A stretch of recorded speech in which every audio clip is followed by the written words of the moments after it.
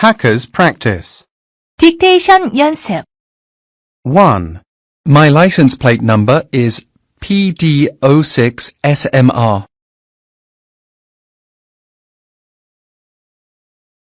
My license plate number is PD06SMR.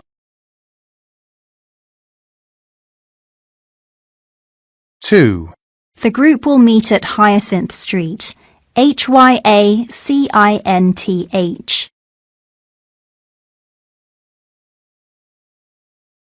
The group will meet at Hyacinth Street, HYACINTH.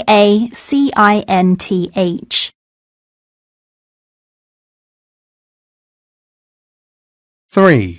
The first session is on May 29th.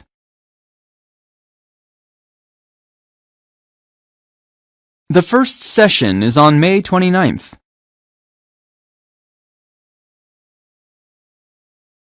4. The hotel has a beach yoga class every morning.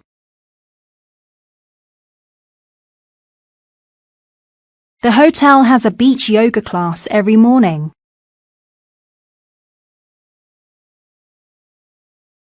5. Our healthcare centre has regular yoga and Pilates classes which you can join.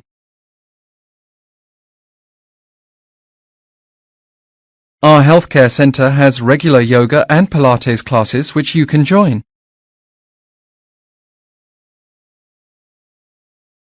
6. Excessive carbohydrate intake and minimal physical exercise might lead to heart disease.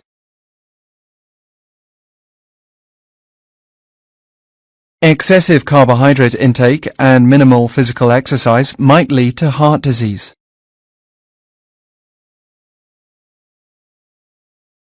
7. Customers can submit personalized complaints by making a post on an online forum. Customers can submit personalized complaints by making a post on an online forum.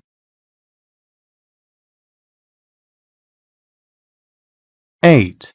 Attendees of the play are entitled to a complimentary meal at our canteen for which they will get a coupon with their tickets.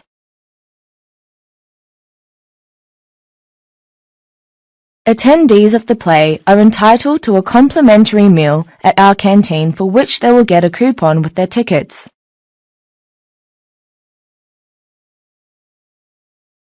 9. There are places to park in front of the hospital and behind the gym.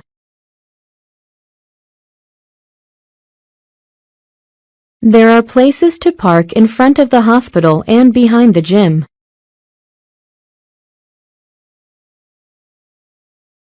10. I'm sorry, but we only take payments from credit cards at this time.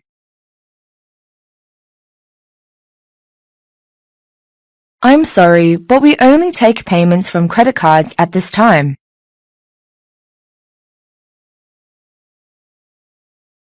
11. You should change the order of the chapters so as not to confuse readers.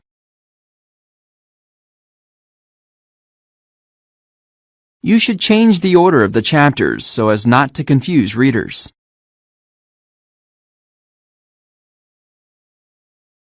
12. We will set off in the early morning on our 2-kilometre walk through the mountains.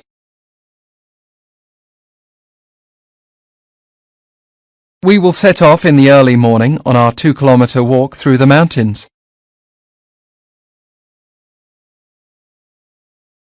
13. There will be an opportunity to try some traditional Japanese crafts, including pottery and flower arranging at the heritage site.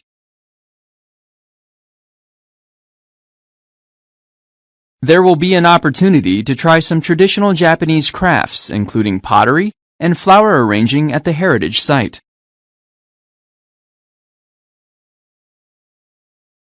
14. Germany's invasion of Belgium in 1914 marks the true beginning of World War I.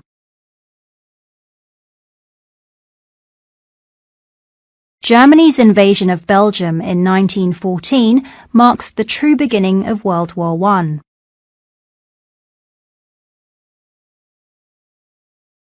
15. The optimization of the supply chain has had a hugely positive effect on efficiency, increasing our export capacity by 10.5%.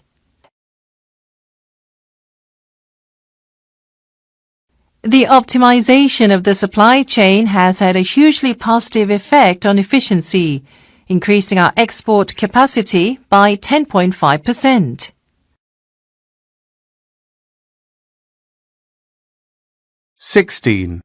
This pass includes entry to the museum and viewing of an informative movie playing today.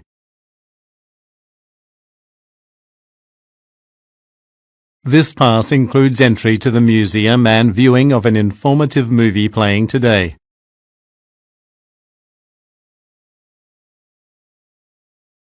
유형 연습. Section 1.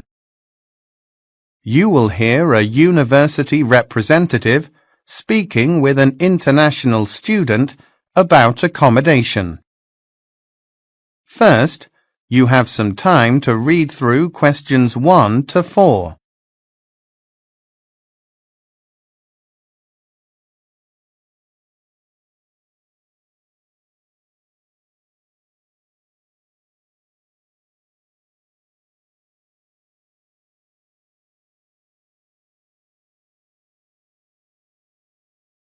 Now, listen carefully and answer questions 1 to 4.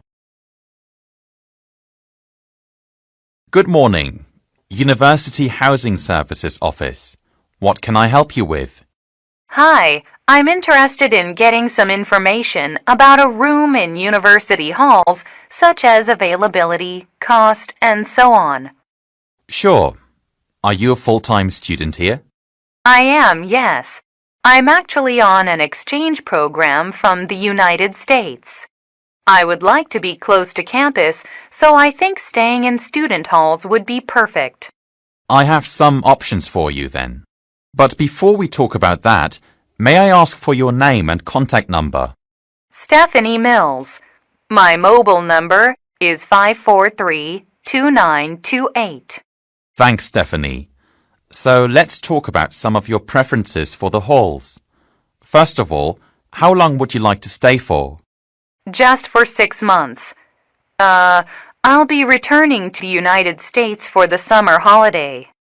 So, one option I found is on Canton Road. It's a single room on the second floor of Westgate House, which used to be a shared room, so is quite big. It is fully furnished and has a double bed and a desk. That costs £120 per week and is 10 minutes walk from campus, just past the train station. Does that include meals? No, it doesn't, I'm afraid. There is a shared kitchen space where you can cook your own food. The toilets are also shared, but there is a private sink in your room. That's a little bit expensive for me then. Are there any other options? Let me see. Well, there is one space on Hilliard Street. Sorry, how do you spell that street? Hillyard Street. Hilliard. That is a shared room in Strand House. Thanks. And how much is that? That is £130 a week, but does include breakfast and lunch on weekdays. There is a canteen in the building which is open to all residents. The room has a desk and a bed, only a single. It does include an ensuite toilet though, which you share with your roommate. That sounds okay. I don't mind sharing. How far is that from campus? It's a bit further, about 20 minutes by foot, so it would be hard to walk to school. Although if you have a bike, it would take about 10 minutes. There is a bike shed next to the halls. Or there is a bus which takes about 5 minutes, so if you're running late, you can jump on that.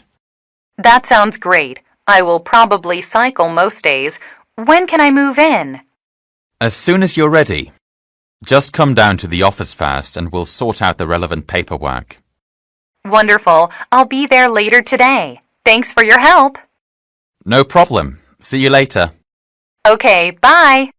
Goodbye. You now have 15 seconds to check your answers.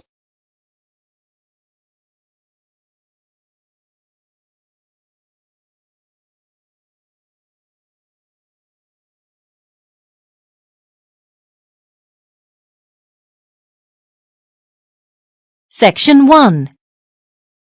You will hear a telephone conversation between a sales agent for a ticketing office and a customer. First, you have some time to read through questions 5 to 8.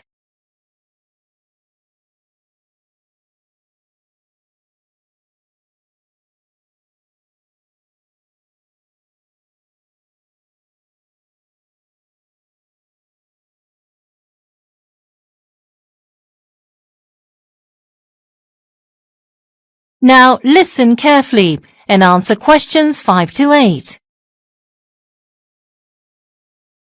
Hello, this is the Leeds Arts Centre ticketing office. This is Carol McIntyre speaking. How may I assist you today? Yes, I'd like to inquire if you have any performances occurring at your facility in the month of October.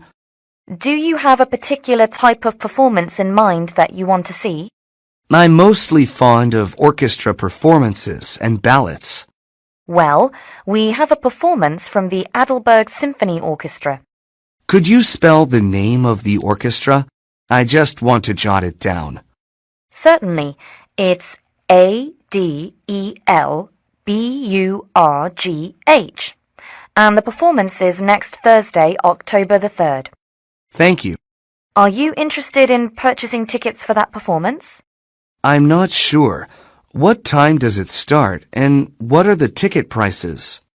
That performance begins at 7 p.m. There are only tickets remaining in the second-level balconies backmost rows. It's quite comfortable, certainly better than the back row seats on the first level. Those are priced at £50 per ticket. I'd rather be a bit closer to the stage, actually. What about ballets in October? Oh, there will be a splendid ballet rendition of Romeo and Juliet given by the Royal Ballet Company. I highly recommend that one. That show is on the Monday of the last week of October. That sounds divine. That's October 30th, right? Actually, that's October 31st. Okay, which section is closest to the stage? That would be the central section, where tickets are £200 per person. Unfortunately, those tickets are sold out. But I'd recommend the mezzanine, as it's the next nearest section to the stage. And how much are those tickets? They are £120 each. Oh, and I forgot to ask about one important thing. Would you happen to be a resident of Leeds? I am. Then you should also note that we host several events especially for residents throughout the year, including performances by acclaimed opera singer Claudia Vento and the Leeds Boys Choir on the December 12th. We have all types of seats available for those. And we have less expensive drinks on those nights, and the performances are free of charge. Oh, wonderful. But I still need to ask my friend if the ticket prices for the October ballot sound affordable for her. Can I call you back later to buy the tickets? Absolutely. Our office is open daily from 8 a.m. to 6 p.m. Great. Thanks for your help. Goodbye. Bye. You now have 15 seconds to check your answers.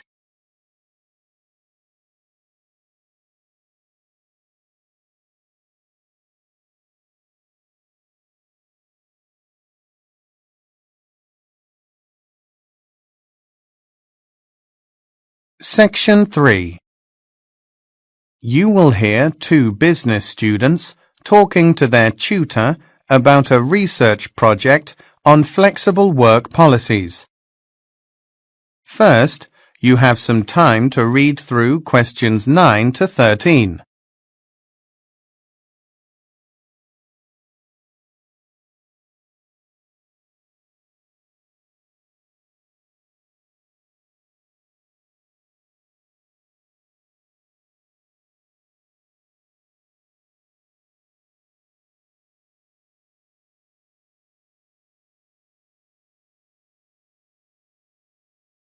Now listen carefully and answer questions 9 to 13.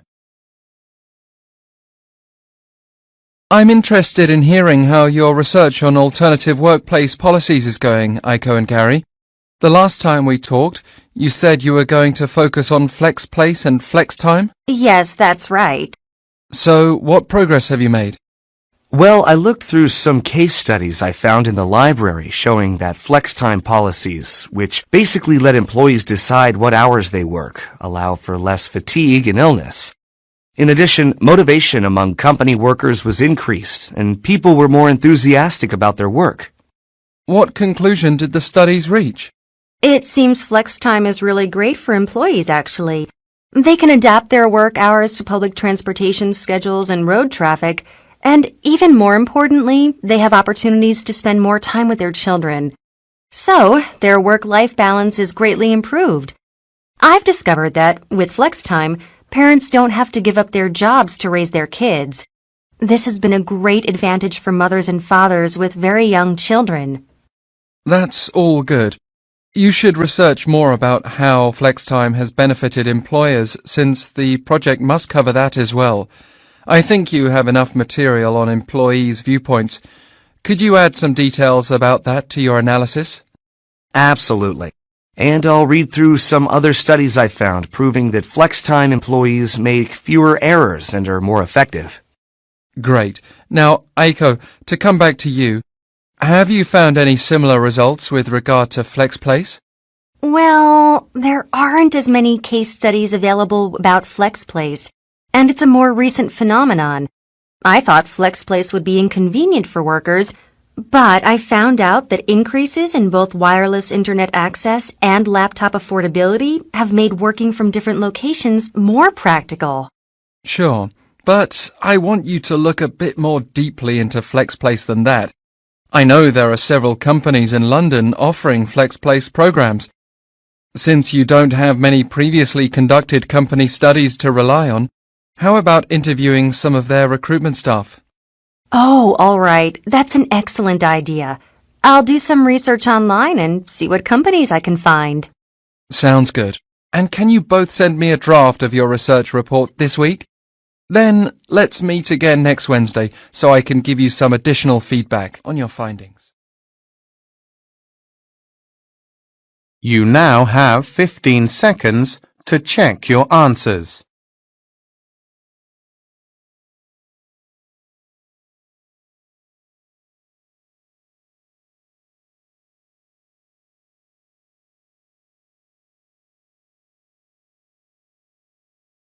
Section 4. You will hear a talk given by a professor about the history of mines in Australia. First, you have some time to read through questions 14 to 19.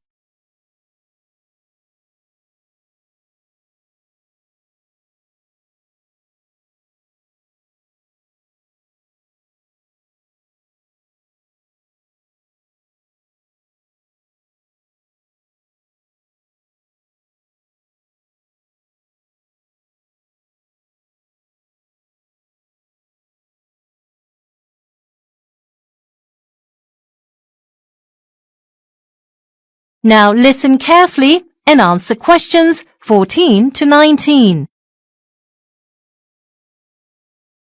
Today, I'd like to explore a topic that is of increasing importance to the economy here in Australia, mining.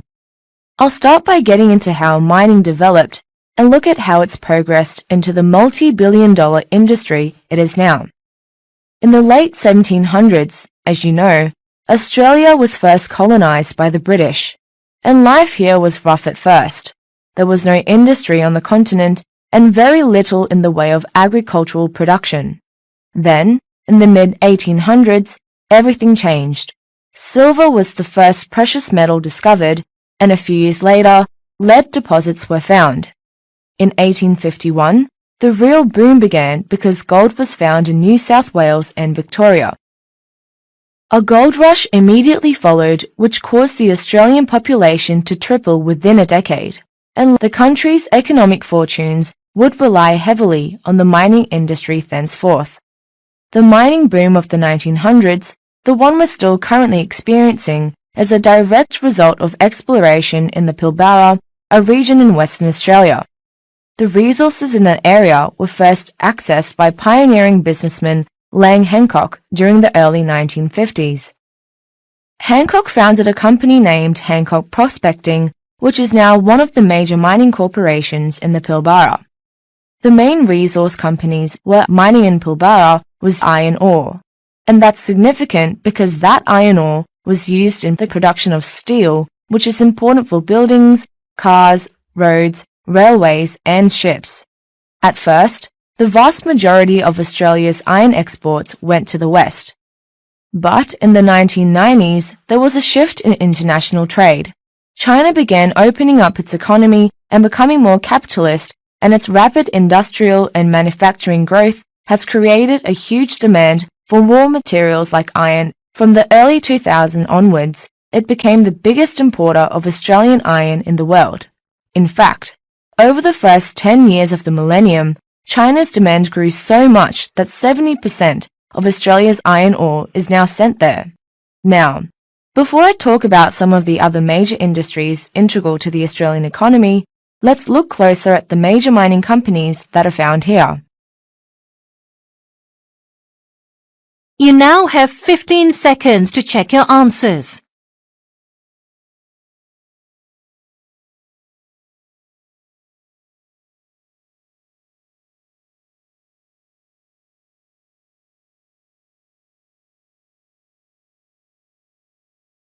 Hackers test. Section 4. You will hear a talk given by a professor in a class about food safety. First, you have some time to read through questions 1 to 10.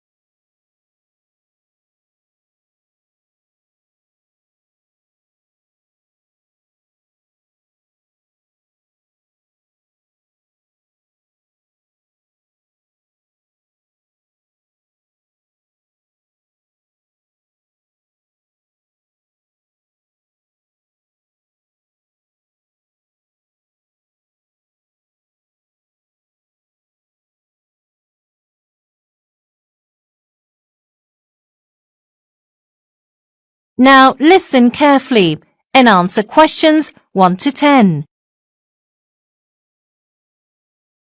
Last time we discussed foodborne diseases and why they spread, and today we'll delve more deeply into the ways that food safety has and can continue to be strengthened. You'll all remember that food can act as a place for bacteria to duplicate in, which often leads to food poisoning. But theoretically speaking, it's completely possible to prevent food poisoning. Accordingly, the World Health Organization, or the WHO, has set forth 5 standards that it recommends for the hygienic management of food products worldwide. The first standard is the prevention of food contamination by human, pet, or pest-related bacteria. For many restaurants, this has been as simple as making sure sanitation and pest extermination standards are up to date. And it also means ensuring that staff follow health guidelines to avoid any accidental bacterial contamination of food. The second standard is the separation of raw and cooked foods. E. coli and salmonella are frequently referenced by food scientists as some of the most harmful bacteria living in animal-produced raw foods. Moreover, parasites, worms and moles can be found in many fish and dairy products. To stop cross-contamination from these nasty and potential infectious bugs, food storage standards are constantly evaluated by grocery stores and dining establishments across the globe. The third standard addresses the adequate times and temperatures for cooking food products. Dr. Darwin Sun, a professor at the University of Dublin, has established the widely accepted claim that the majority of foodborne bacteria die when food reaches an internal temperature of about 60 degrees centigrade. Food, especially animal products that remain at temperatures between 5 and 50 degrees centigrade, are within what the WHO considers the danger zone. where the number of foodborne bacteria can double in as little as 20 minutes. So that brings me to the fourth standard, which is the storage of food at proper temperatures.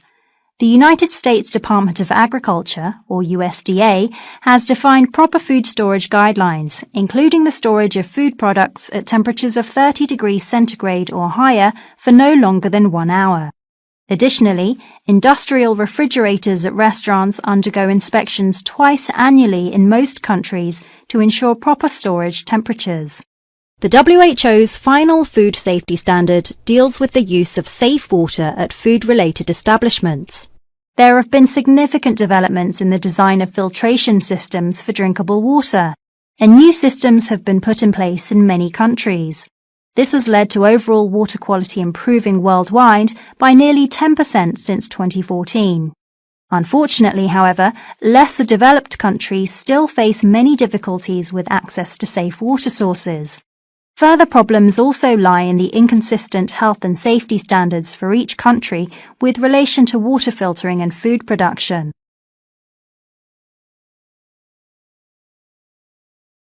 That now leads me to the next part of my talk, which is about the effectiveness of food safety practices in our own country. Here in the UK, the Food Standards Agency oversees food safety and hygiene.